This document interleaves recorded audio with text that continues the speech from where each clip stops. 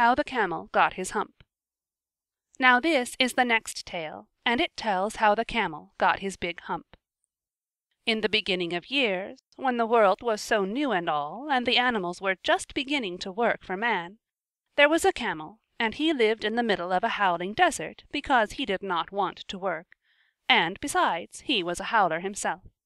So he ate sticks and thorns and tamarisks and milkweed and prickles, most excruciatingly idle. And when anybody spoke to him he said, "Humph!" Just "Humph!" and no more. Presently the horse came to him on Monday morning, with a saddle on his back and a bit in his mouth, and said, "Camel, O camel, come out and trot, like the rest of us." "Humph!" said the camel, and the horse went away and told the man. Presently the dog came to him with a stick in his mouth, and said, "Camel, O camel, come and fetch and carry like the rest of us." "Humph!" said the camel, and the dog went away and told the man. Presently the ox came to him, with the yoke on his neck, and said, "Camel, O camel, come and plough like the rest of us." "Humph!" said the camel, and the ox went away and told the man. At the end of the day the man called the horse and the dog and the ox together, and said, "Three, O three, I'm very sorry for you, with the world so new and all, but that Hump thing in the desert can't work, or he would have been here by now, so I am going to leave him alone, and you must work double time to make up for it." That made the three very angry, with the world so new and all, and they held a palaver, and an indaba, and a punchayet, and a powwow on the edge of the desert, and the camel came chewing milkweed most excruciating idle, and laughed at them. Then he said, "Humph!" and went away again.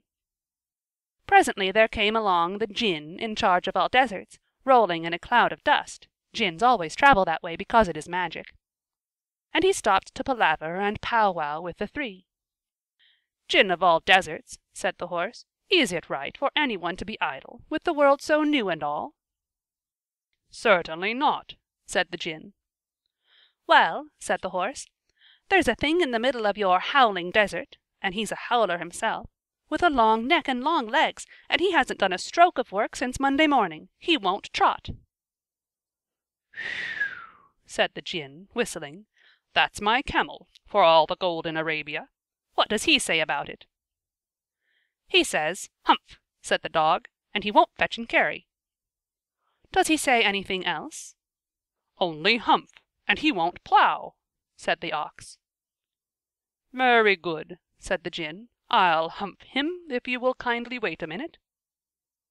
The Djinn rolled himself up in his dust cloak, and took a bearing across the desert, and found the camel most excruciating idle, looking at his own reflection in a pool of water. "My long and bubbling friend," said the Djinn, "what's this I hear of your doing no work, with the world so new and all?" "Humph!" said the camel. The Djinn sat down, with his chin in his hand, and began to think a great magic, while the camel looked at his own reflection in the pool of water. "You've given the three extra work ever since Monday morning, all on account of your excruciating idleness," said the Djinn, and he went on thinking magics, with his chin in his hand. "Humph!" said the camel. "I shouldn't say that again if I were you," said the Djinn. "You might say it once too often. Bubbles, I want you to work." And the camel said "Humph!" again. And no sooner had he said it than he saw his back, that he was so proud of, puffing up into a great big lolloping humph. "Do you see that?" said the Djinn. "That's your very own hump that you've brought upon your very own self by not working. Today is Thursday, and you've done no work since Monday, when the work began. Now you are going to work." "How can I," said the camel, "with this hump on my back?" "That's made a purpose," said the Djinn, "all because you missed those 3 days. You will be able to work now for 3 days without eating, because you can live on your hump. And don't you ever say that I never did anything for you. Come out of the desert and go to the three and behave. Humph yourself." And the camel humphed himself, hump and all, and went away to join the three. And from that day to this the camel always wears a hump. We call it a hump now, not to hurt his feelings. But he has never yet caught up with the 3 days that he missed at the beginning of the world, and he has never yet learned to behave.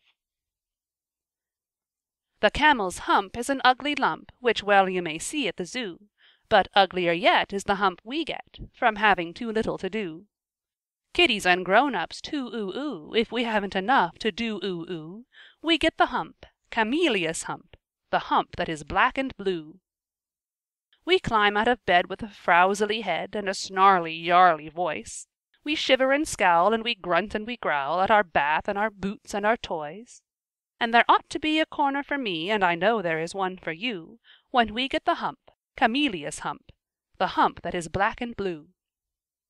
The cure for this ill is not to sit still, or frowst with a book by the fire, but to take a large hoe and a shovel also, and dig till you gently perspire.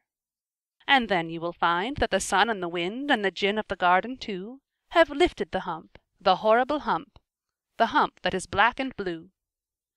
I get it as well as you-oo-oo, if I haven't enough to do-oo-oo. We all get hump, Camelia's hump, kiddies and grown-ups too. End of How the Camel Got His Hump.